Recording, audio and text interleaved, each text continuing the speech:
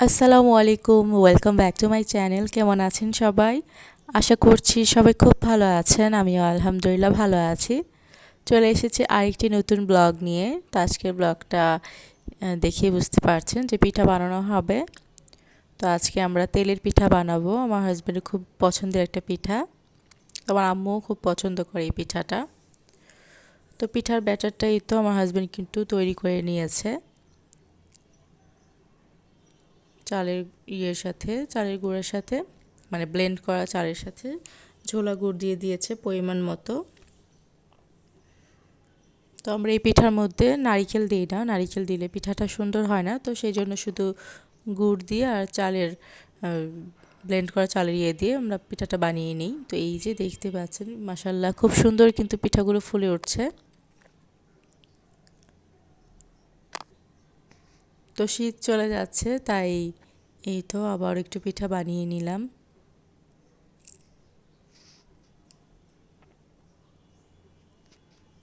তো এই শীতে অনেক রকমের পিঠা খাওয়া হয়েছে।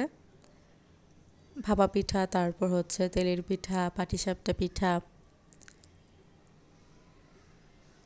তারপর হচ্ছে দুধ চিতই পিঠা, সেটাও খাওয়া হয়েছে।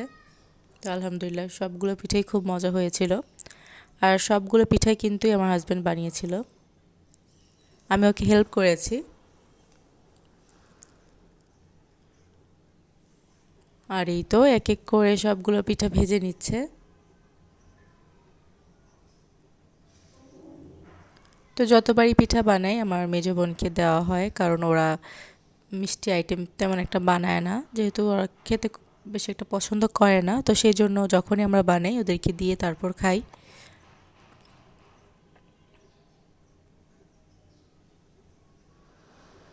তো এই যে পিঠাগুলো কিন্তু মাশাল্লাহ খুব সুন্দর হয়েছে, দেখতেই পাচ্ছেন।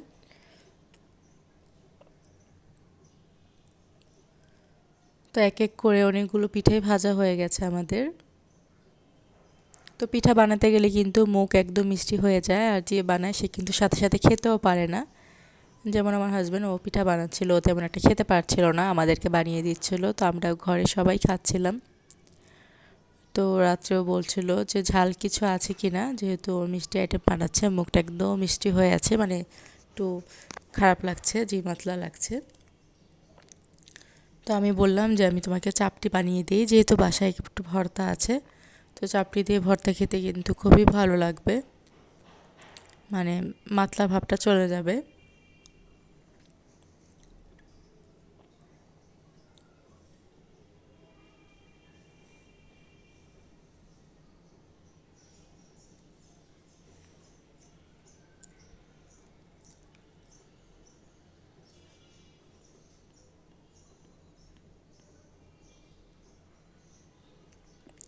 তো এই যে পিঠাগুলো বানিয়ে হাঁড়িতে রেখে দিচ্ছি।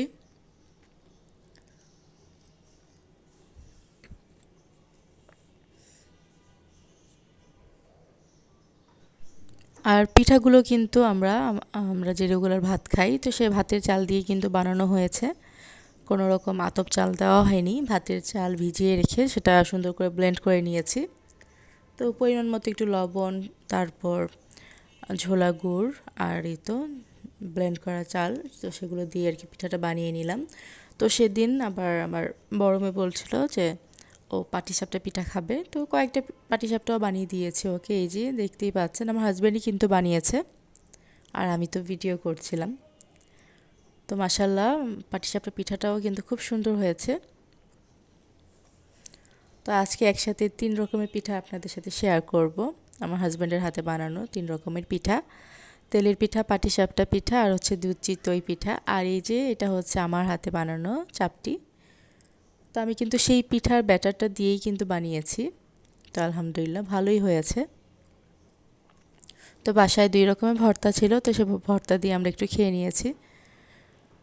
আর এই যে এখন যেটা শেয়ার করছি, এটা হচ্ছে আমার জ্যাঠা আর কি, আমার আব্বুর বড় ভাই, হজে গিয়েছিল, ওমরা হজে। তো আসার সময় আমার আম্মুর জন্য উপহার নিয়ে এসেছে জায়নামাজ, তারপর তসবি, তারপর হচ্ছে পানি, খেজুর, এগুলো নিয়ে এসেছে আমাদের জন্য।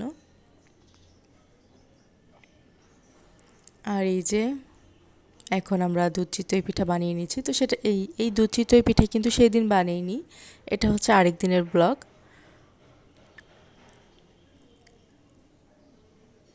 তেলের পিঠা আর হচ্ছে পাটিসাপটা সেই দুইটা একদিনই বানিয়েছিলাম, আর এই দুধ চিতই পিঠাটা হচ্ছে আরেকদিন বানিয়েছি। তো 2 দিনের ব্লগ আর কি একসাথেই দিয়ে দিয়েছি।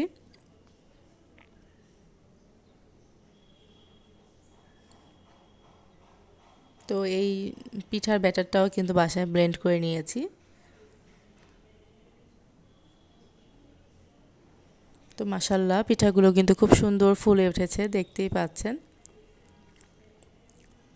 তো প্রথমে আমি দুধ জাল দিয়ে নিয়েছি, দুধ জাল দিয়ে সাইডে রেখে দিয়ে তারপর পিঠাগুলো বানিয়ে নিচ্ছি, কারণ যখন শিরায় ডুবানো হবে গুড়ের শিরায়, তখন কিন্তু দুধ আর যদি গুড় একসাথে গরম দেই, মানে একসাথে যদি গরম থাকে তাহলে কিন্তু দুধটা ফেটে যাবে।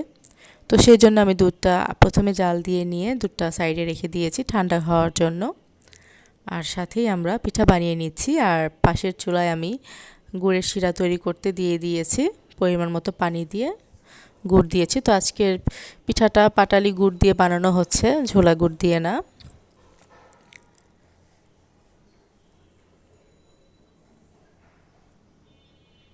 তো সেই দিনও পিঠা যেহেতু বানাচ্ছি, তো বাসায় তো সবসময় ভর্তা থাকেই, তো সেদিনও আমরা ভর্তা দিয়ে চিতই পিঠা খেয়ে নিয়েছি কয়েকটা। আর এই যে আমার হাজব্যান্ড শিরার মধ্যে কিন্তু এক এক করে পিঠা বানাচ্ছে আর ছেড়ে দিচ্ছে। তো আমার আম্মু কিন্তু দুধ খায় না, তো আম্মুর জন্য আলাদা করে শিরার পিঠাটা উঠিয়ে রেখেছি, মানে আরেকটা পাতিলে।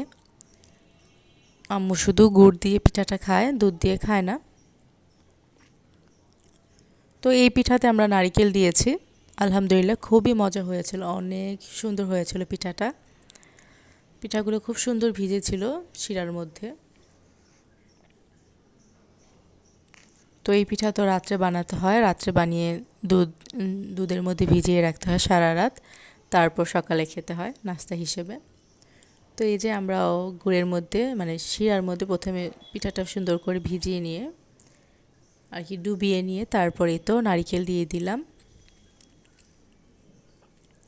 তো শিরাটা যখন হালকা কুসুম গরম থাকবে, তো সেই পর্যায়ে আমরা দুধ ঢেলে দিব। তো আমার দুধটা কিন্তু একদমই ঠান্ডা, জাল দিয়ে রেখেছিলাম যে দুধটা, সেই দুধটা একদমই ঠান্ডা। তো এই যে দুধটা এখন দিয়ে দিলাম। তো এখন একদম সাদা দেখা যাচ্ছে, আস্তে আস্তে কিন্তু এটা কালারটা চলে আসবে। হালকা করে একটু পাতিলাটা একটু ঢুলিয়ে দিব 2 হাত দিয়ে, কোনো রকম নেড়ে চেড়ে দিব না, তাহলে কিন্তু পিঠাগুলো ভেঙে যাবে। তো এই যে দেখতে পাচ্ছেন আস্তে আস্তে কিন্তু কালার চলে আসছে।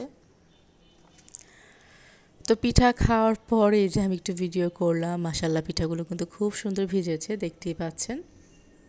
রসে টইটুম্বুর একদম ফুলে ডাবল হয়ে গেছে পিঠাগুলো। তো আজকে আপনাদের সাথে 3 রকমের পিঠা শেয়ার করলাম, কেমন হয়েছে অবশ্যই কমেন্ট করে জানাবেন। আজকের ব্লগটা আপনাদের কেমন লাগলো। যারা নতুন দেখছেন তারা প্লিজ লাইক সাবস্ক্রাইব করে দিবেন, আর যারা পুরাতন তাদেরকে অনেক অনেক ধন্যবাদ এতক্ষণ ধরে ভিডিওটি দেখার জন্য। আর এটা হচ্ছে তার পরের দিন। তো তার পরের দিন আমি যেমনকে আসতে বলেছিলাম পিঠা নেওয়ার জন্য, ওর জন্য পিঠা বানিয়ে রেখেছিলাম। তো আসার সময় এই তো আমাদের জন্য রোল বানিয়ে নিয়ে এসেছে। তো এই তো আমাদের বাসায় এখন এটা ভেজে নিচ্ছি, আমরা সবাই এখন মজা করে খাবো। রোলগুলো খুবই মজা হয়েছিল। তো আমার হাজব্যান্ড তো ভাজা পোড়া খুব পছন্দ করে ওর হাতের। তো মাশাআল্লাহ আমার হাজব্যান্ড অনেকগুলো রোল খেয়েছে। তো এই যে আজকে ব্লগটা এই পর্যন্তই, সবাই ভালো থাকবেন, আল্লাহ হাফেজ।